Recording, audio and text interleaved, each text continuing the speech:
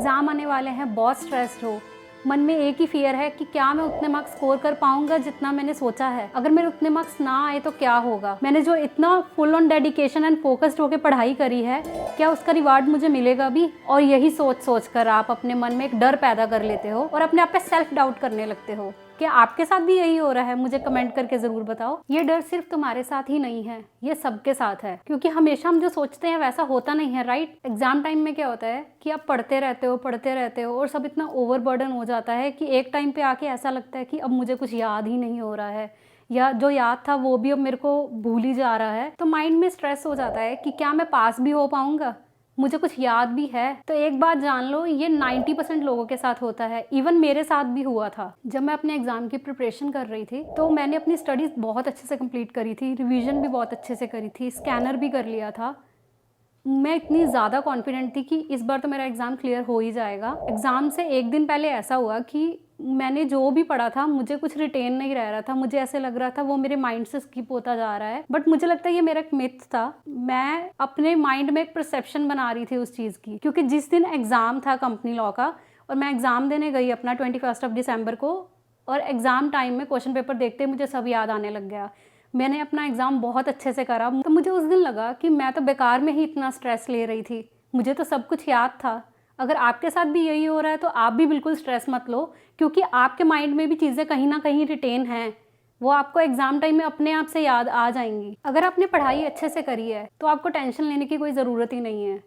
आपके माइंड में सब कुछ ऑलरेडी रिटेन है, बस एग्जाम में अपना बेस्ट दो, अच्छे मार्क्स स्कोर करो। जहाँ तक रिवार्ड की बात है, ये एक प्रोफेशनल एग्जाम है जिसमें रिजल्ट बहुत ही अनसर्टेन होता है। अगर मैं अपने एक्सपीरियंस से बताऊँ तो मैंने CS प्रोफेशन में ऐसे भी लोगों का एग्ज़ाम क्लियर करते देखा है जिन्होंने बिल्कुल भी स्टडी नहीं की थी और उन्होंने अपना एग्ज़ाम टाइम पे अपना बेस्ट परफॉर्म किया।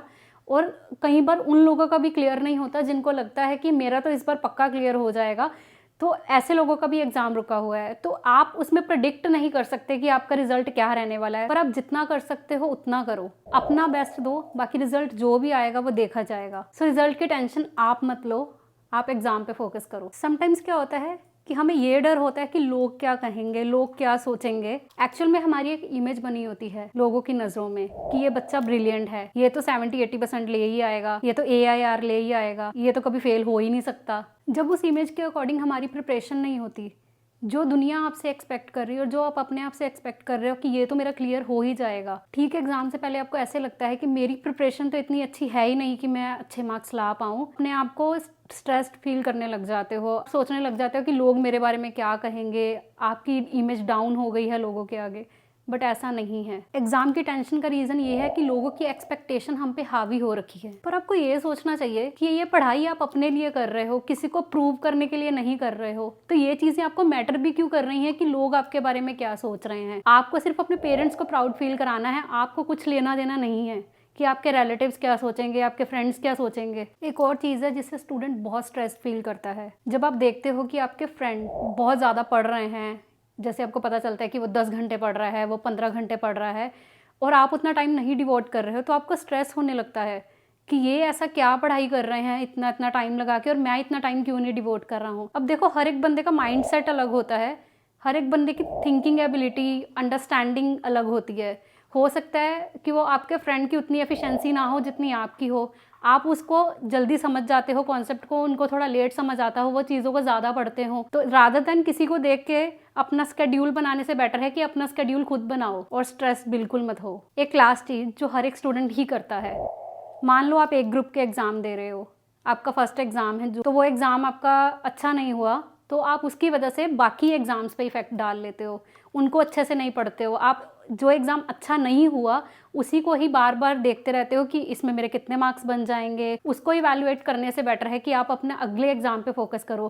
क्योंकि कई बार क्या होता है ऐसे केसेस में, जब एग्ज़ाम टफ आया होता है तो ICSI थोड़ी लीनियंट मार्किंग करता है एंड आपको उस एग्ज़ाम में पास कर दे, जो एग्ज़ाम आपने आगे नहीं करे हैं उसमें आपको फेल कर दे।